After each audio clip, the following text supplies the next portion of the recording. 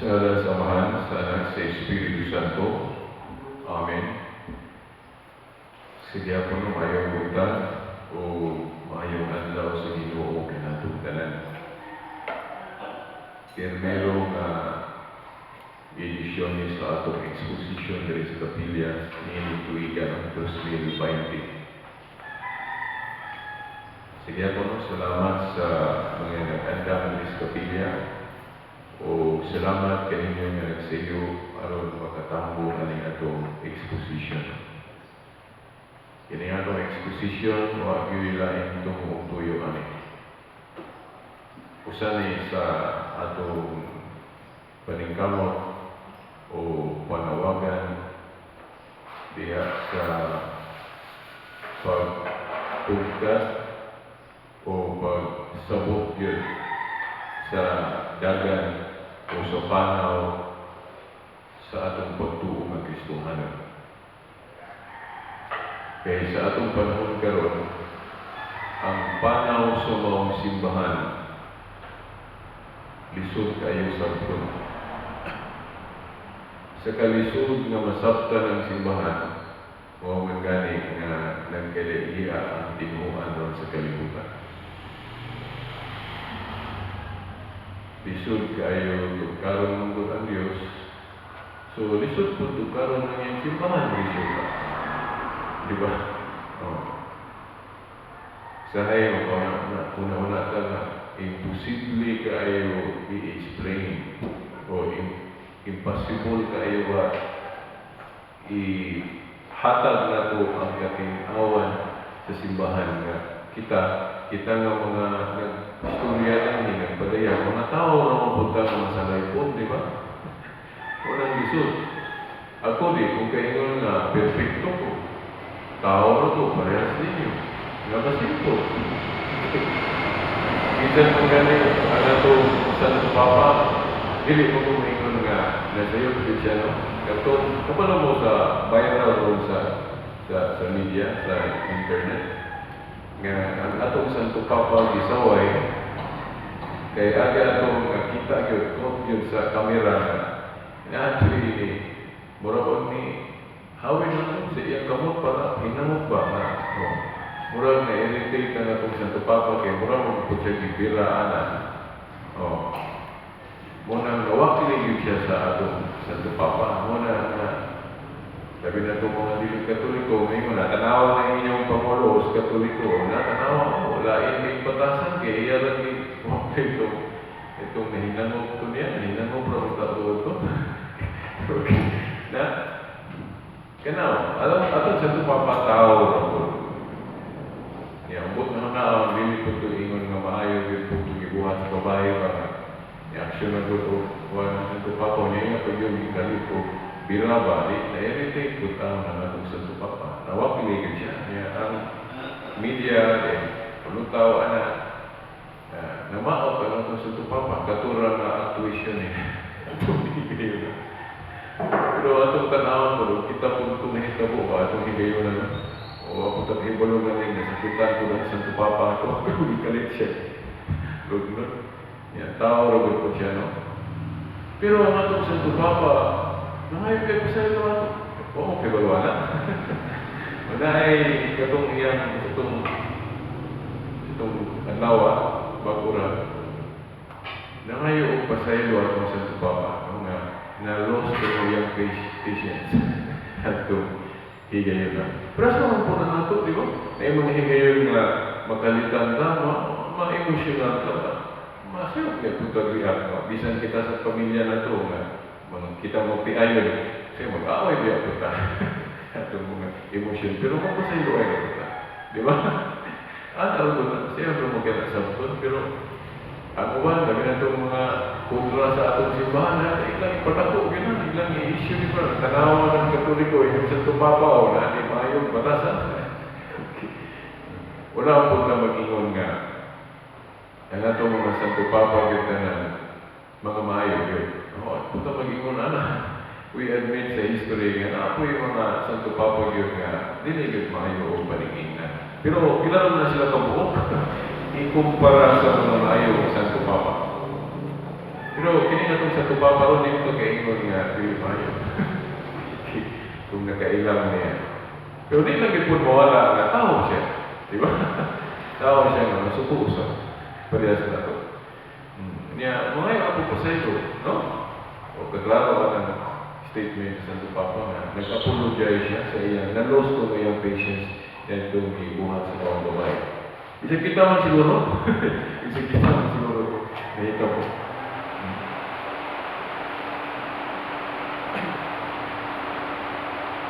Muna na kung di na kasabot sa atong simbahan, muna din ay usa sa ginungdan atong atong siyang biyaan. Kung muna ay nahitabo yun sa upan ng mga igsoon, wala sila na tulog, wala sila mag-iguba na tulog. Nabalihin na sila. Pero ang tinuod yun, no? Mainumdum lang. Nga ang kinabuhi sa atong simbahan, sama na yun sa kinabuhi sa atong pagsatagsa ng pamilya. Di ba? Kamo, no? Mag-asawa. Di ba naabong may mga bikin-bikin, na may mga away-away. Pero, raso na ba na magbulang, no? Di ba? Himuon mo na itong rason nga kung nagkasinambot niya sunod sa itong pamilya na magbiyahay na lang na, magbiyahay na lang naghasa na kayo, magbulang na. Dili. Yun na po, ang atong simbahan, daghan kayong magkalibo. Daghan kayong magkalibo. Pero dili na rason nga atong biyaan ng simbahan. Magtabalay hinoon ka, sa akong pagsulbad ng mga unsa na diya sulod. Di ba?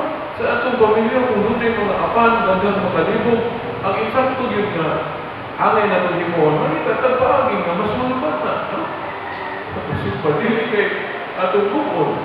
Yun na ang atong simbahan. Doon na may mga apan, doon ay mga kalusot, tuwanan, mga puslot na, matuluan na tayo. Tuwanan ka ng tubig din. May itatagpagin sa mga matapakan na. O, nga aron ma. Wala na ina na, magtabalay. So, dili kay bukod na ito ang atong simbahan. Kaya ang simbahan, tukod ni Kristo. So, kay tukod ni Kristo, ato pinahigugmaon. Sa ako na ito paghigugma ang simbahan na itukod ni Kristo, ay tabang ka sa mga kalihukan na rin, no? Umayaw ka mo kanta, di abit ka Krispuan. Umayaw ka mga teknikal, na lang mo kumpuni yung sound, natabang mo rin ni Brad, hindi, see. Kapag maintain na niya itong sound system, kay maklaro, di ba? Ang pare din nga, mag-istorya, klaro tayo yun. Istorya. Iyon na. Magkabangay na. Kaya diha ikaw sa atong pamilya, kinahanglan mo din magkabangay ka. Di ba? Kinahanglan din ka magkabangay. Na, kung nagkabangay ka sa atong kaugalingon na pamilya, how much more sa pamilya din sa Diyos na mawaling simbahan? Di ba? Ang uban mo galing, maglamong lagi, sa ipang donate sa simbahan. Okay, mao lagi, angay, tabamo na ito ng simbahan.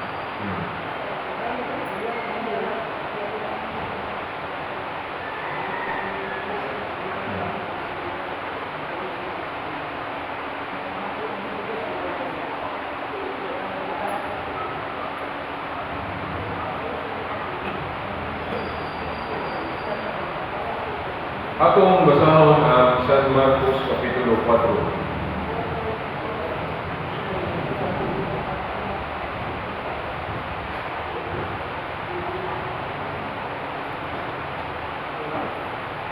San Marcos Kapitulo 4, versikulo 30 hangtod sa 32.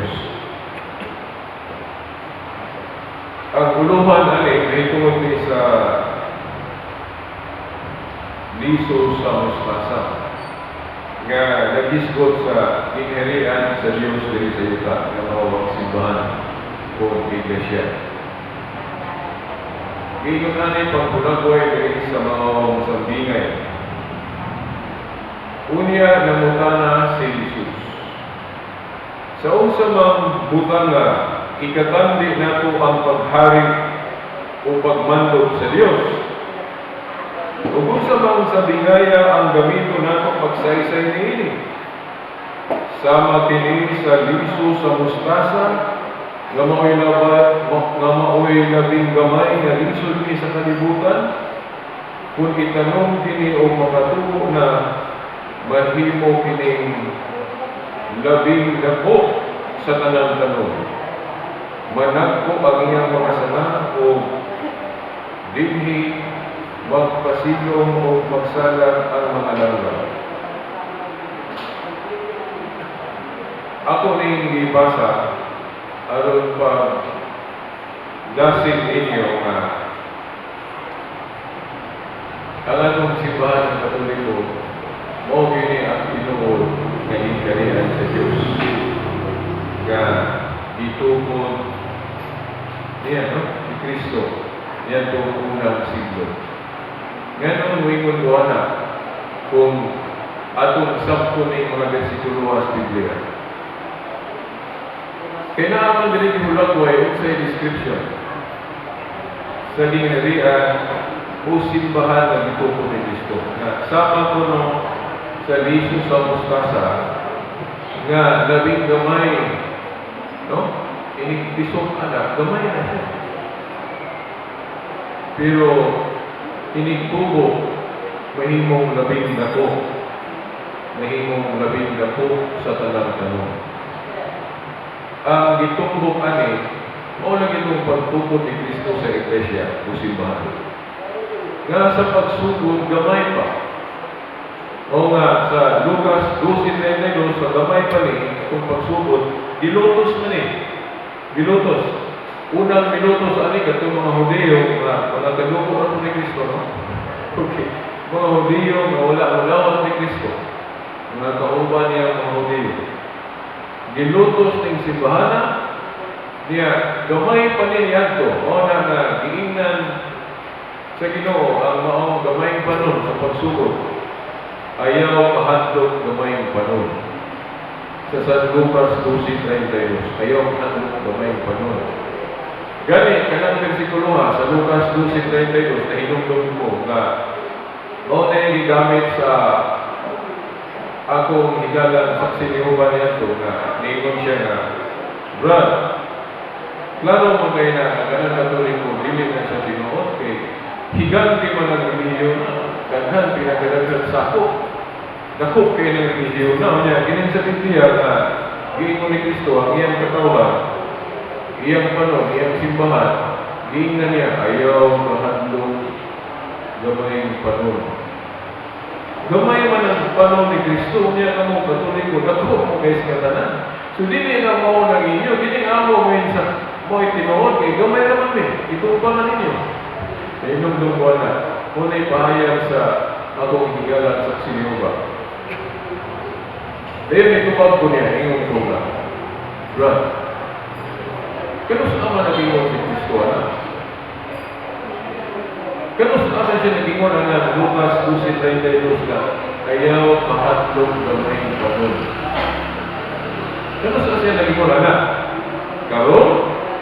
O yanto, bago pa niya nasukdi ang iyang panon, iyang iglesia. E siya, ito na tutug-sugod. Mo na ito ba?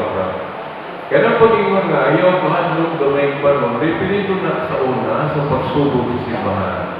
Hindi mo na automatic na bunaghan na yun. Gamay pa yun na. Gamay pa na. Pero ang destinasyon na, ang mahitabuan na, mahimo ng labing dako ining tubo na. Kanya imagine nyo, kanusta na sukli ni Kristo ang iglesia, unang siglo, 30 or 33 AD, unang siglo. Kaya, kung saan naman ang tuwig ka ron, mag-Muslim ka tuwig na ang iglesia. So, ma-imagine na ito na dako na kayo ng simbahan na, di ba? So, sa atong panahon karon, ang hulagway na, dako na kayo ng simbahan na. Sa pagsubok ng pag-ingon nga, ayaw kahadlong gamay panon. Pero yung ito mo wala, kung sa ingon ng Biblia, hindi mo na yung labing dako. Yan, sa mga pinuhaan na sa Kristyanismo nga, nahimong labing dako. Di ba Katolisismo? Bisan mo gani nagwaan na ron, kaya nagdaman niya, pero dako ang giyapo. Diba? So,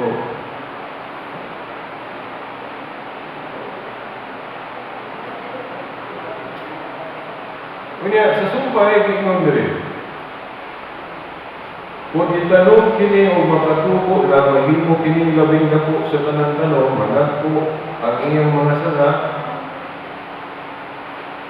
o dili magpasilong o magsala ang mga langgam. Inundong ko na itong katedral niya, o bisan mo ganing diri. Mga langgam ng sulod-sulod diri, patong-patong, magsala din sulod sa itong simbahan. Kaya, kuha na siya ng sign o na simbolo lang na. Simbolo. Pero ang buti pa sa punta na, mahimong inalang inila bantugan yun ang simbahan. Nagagam mo, sakay-sakay na yan, kuwan mo. Kung ato nang i-explain sa history, di lang kayo kung ka-style kung kayo kay di po expert sa history. No? Mao na ang kuwan sa simbahan. Ang iyang glory ba? Ang iyang kabantog sa atong simbahan ng ipupo ni Kristo. Kining sa sumpay, huwag na akong itagad ninyo. Kung itanong kini o makatuko na mahimong kining labing dako sa tanong-tanong, managko ang iyang mga sala, o hindi magpasilong o magsalig ang mga langgam.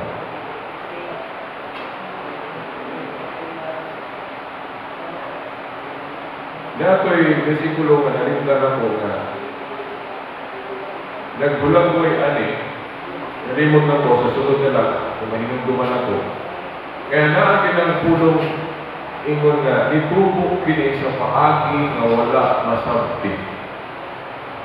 Gusto na ito ng itaga. Parang dili ko mong ikatingalaman na kung ano magaling na itong simbahan, sa tanang simbahan sa kalibutan, anong kini may nahimong labing dako na daghan mang wala kasabutan eh. Diba? Kung gani nga, daghan niya itong relihiyon, kaya lisod kaya siya sakto. Sa logic lang, kayo mo ito nga, kung ang Diyos misteryo, dili matugkad. Ang iyong simbahan, misteryo po. Lisod po tugkaw, hindi ka rin matugkad. Kung na kaya tungkol guni yung Diyos. Kung namanahin sila kay, nakasabot sila nito sa ito, pagkala na ilang relihiyon, sa'yo na sa ito. Diba sa logic ba? Sa reasoning. So kaya namanahin sila kay, nakasabot sila nito sa ito, sa'yo na isakto nilang pundo, ilang simbahan. Diba? Sa reasoning power na ba? Namanahin sila kay, nakasabot sila dito, kaya wala silang sabot sa Katoliko. So, kung atong balansiyo na, sa ako lang kung balansiya, maklaro na mo, wala niya ang tinuod. Ano man, kaya sa'yo naman sabto. Diligin ko sa Katoliko, kaya lisod sabto. Kaya di rin maging matigkan ng Diyos ako eh. We cannot patong. Hindi yun na ito matugkad ng Diyos. So, kaya di na ito matugkad ng Diyos, dili ito katugkad sa kinatibukan sa pagkatugkod sa iyong simbahan. So, kung pasabot, daghang lisod tumagon sa mga pangunahan. Daghang lisod. Pero ayaw kabalaka. Ayaw kabalaka. Bisan, daghang lisod tumagon sa mga pangunahan. Pero nasigurado ka, makasigurado ka nga, ining simbahan na kay tukod pa ni Kristo, makasigurado kita sa atong kaluwasan kung magpuyok ka na maunong niya. But pasabot, taliwala sa mga pagsulay, taliwala sa mga denominasyon, kung makapasar ka sa eksiminasyon sa Ginoo nato, laro yun, very clear ang atong kaluwasan.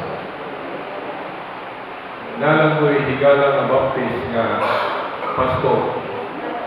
Kaya sige mag-comment diyan sa Facebook sa atong mga post. Sige review, sige atake. Ingon siya nga, nagit siya, sige magpamutangan ako. Brad, Luwas na bata. Kaya ba sila, mga baptist, kung kita mga Katoliko, kulang kay tagasayuran sa itong pagtuo, magdebate ang pagtuo, marami ang pagkat malumpig na nila. No? Okay, may na sila memorize sa versikulo. Iyon kong, Brad, kaya ko pangutanahan para na ko.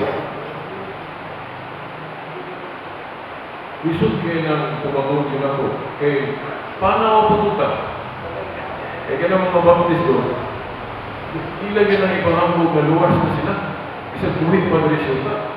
Luwas na may. Ayaw mo anong Katoliko, kaya wala na sila kasiguro na luwas na sila. Diba? Kaya Pedro mga baptist, diba? Wala yung lang ibang hambog.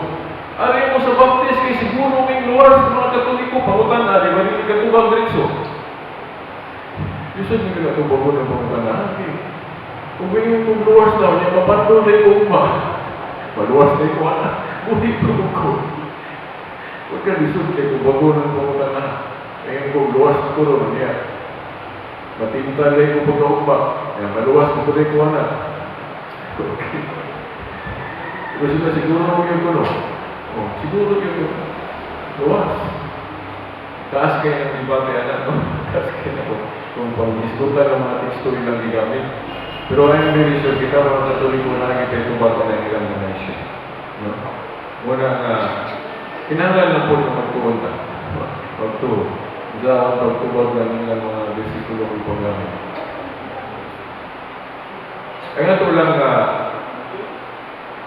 naglaon ka na ang grasya sa Diyos na nagawag na ito, kaya pa lang sa dunya.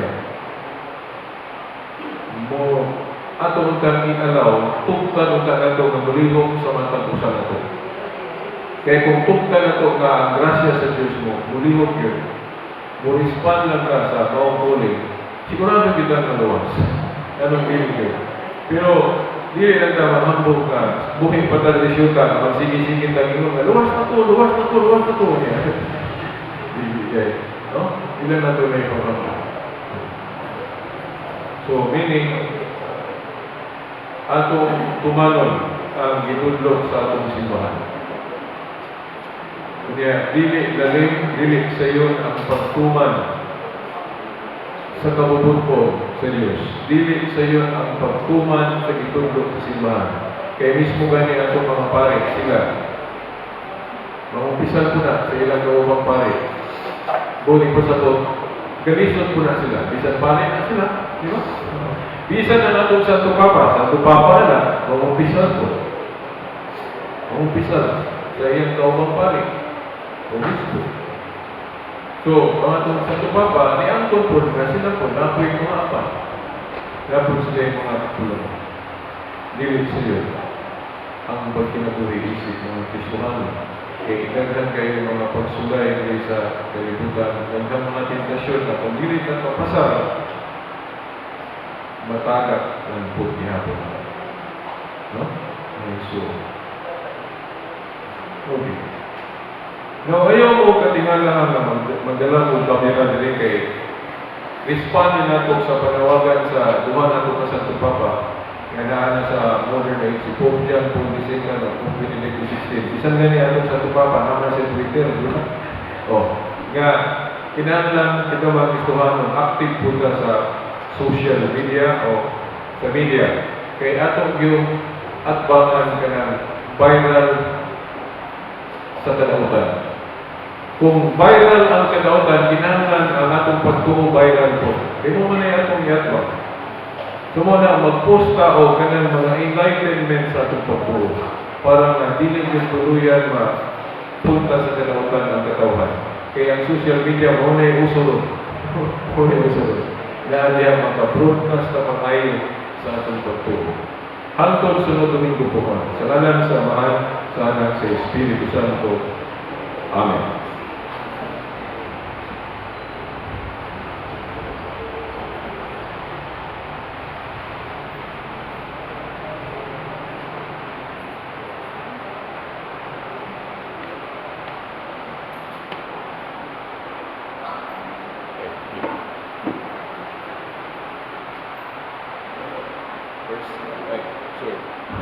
din, no?